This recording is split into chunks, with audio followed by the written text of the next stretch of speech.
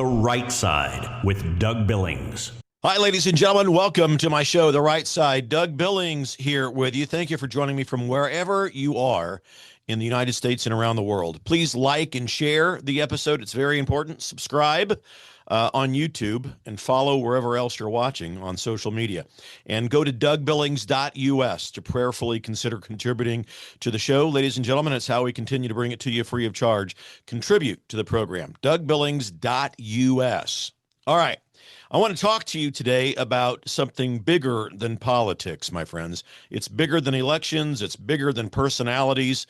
What we're witnessing right now in the United States of America is, and I'm going to need you to think this through before just having a knee-jerk reaction, but what we're witnessing in the United States of America right now is a genuine renaissance of the conservative movement. This is not a moment. It's not a trend. It is a renewal. It's even beyond the golden age that President Trump has called it, in my opinion. We are seeing a reawakening of the very principles that built this republic in the first place. The renaissance right now that's happening is occurring because accountability, constitutional clarity, and cultural confidence are returning to the American bloodstream. And yesterday, the Supreme Court just gave us one of the clearest signs yet that this renewal is real.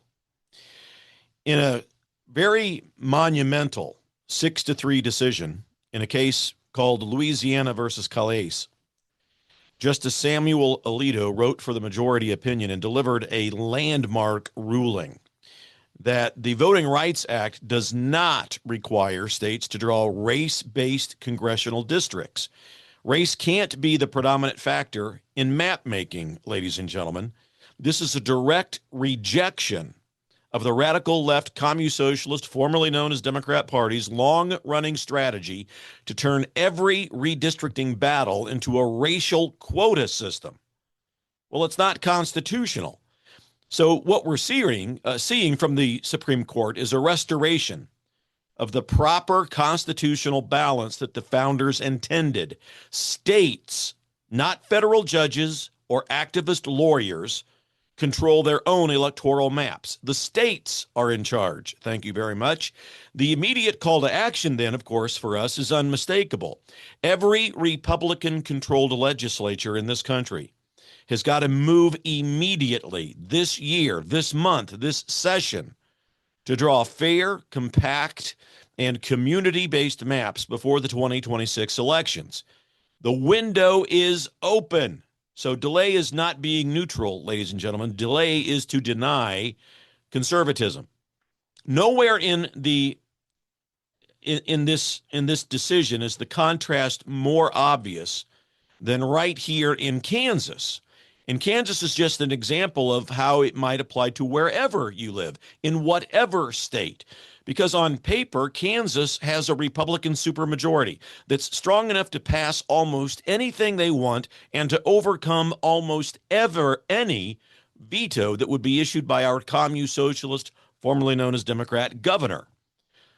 But in the House, we have the Speaker, Dan Hawkins, who has refused to even call for a floor vote on the redistricting issue. And he claims, well, we don't have anywhere near the votes to get this done, so why bother? Ladies and gentlemen, that is not leadership.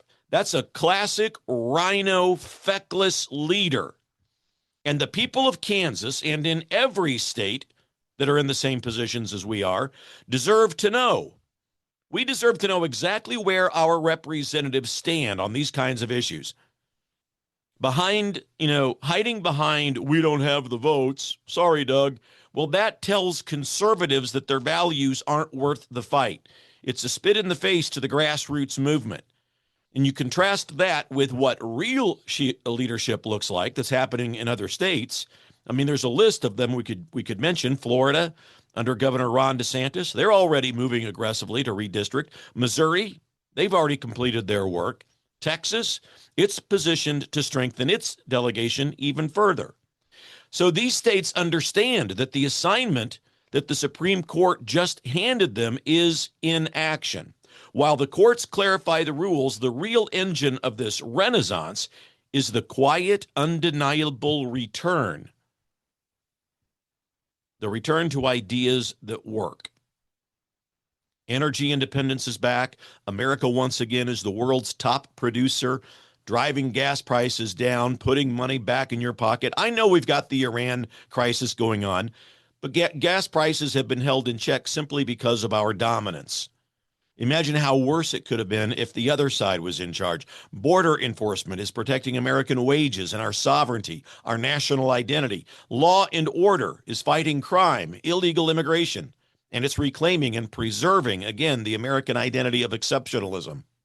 Religious liberty is being defended again as the first freedom, which it is, the very first freedom listed by the founders. National defense that actually deters enemies is returning to this country. And these aren't abstract ideas, ladies and gentlemen. These are the measurable results. Lower costs, safer streets, stronger families, the return of morality, and the renewed sense of national confidence that we all feel. Millions of independent voters, and even former Democrats, they're quietly reassessing where they go because they've compared outcomes. And conservatism has won. So they're leaving the Democrat Party in droves by multiple dozens of millions. Today, the Trump Department of Justice released a 200-page task force, a report that was chaired by acting Attorney General Todd Blanche. Now, this task force report laid out bare the Biden administration's systematic anti-Christian bias. And it documents how federal agencies weaponized mandates, prosecutions, investigations against people of faith, from denied religious exemptions for COVID vaccines to targeted actions against pro-life demonstrators and Catholic parishes. This was the radical left answering the call of their dark messiah, Barack Obama, to, quote, fundamentally transform America. And they did that by attacking the core pillars of faith, family, and freedom. Make no mistake, it was no accident. And the proud conservative truth is this. This report is proof that the accountability that we've wanted has returned. The same constitutional system that the left tried to bend is now correcting its course. And that correction is reaching the elected class, the elites, who thought that they were permanently above the law. James Comey, Anthony Fauci, his inner circle, Letitia James, Fani Willis, and others, John Bolton, John Brennan soon, they're going to be facing real scrutiny for the abuses of power that we watched them inflict upon us. And it's not retribution. I want to be clear about that. Conservatives do not deal in retribution, ladies and gentlemen. Anyone who you've heard say that, we're going to get retribution. Retribution is coming. We want revenge. They're kooks, and they're chasing clickbait. Conservatives don't engage in that stupidity. We engage, thank you very much, in the pursuit of real justice. And that's the basic principle that no one, no matter how powerful, gets to live above the law. That's real justice. Meanwhile, this Commusocialist, formerly known as Democrat Party, is running on empty. It has no platform. It has no ideas, no pro-American agenda. All it offers is purposeful chaos and resistance of the orange man. We've got to resist Trump at every turn, every angle. They're under orders they're under orders not to support President Trump. And that vacuum is our greatest opportunity, ladies and gentlemen, because with this Supreme Court ruling removing their ability to rig maps through racial engineering, and with states like Florida, Missouri, and Texas that are acting boldly, realistic projections now show Republicans are positioned for net gains, anywhere between 10 and 15 seats in the House in 2016, with even larger expansions possible by 2028. Now, of course, this surprises you. Of course, you're hearing this and you're going, what? What's Billings talking about? It's because the media, ruled by the Commusocialist, formerly known as Democrat Party, is not going to tell you this. In the Senate, we're poised to gain 3 to 5 net pickups. This cycle, which could build a stable majority that lasts through the 2032 cycle and beyond even that. By 2036, ladies and gentlemen, the structural advantages, fair maps, proven results, and an opposition with nothing to offer would position America for one of the longest periods of conservative governance in modern history. Look, my friends, this renaissance is not about one election. It's not about one leader.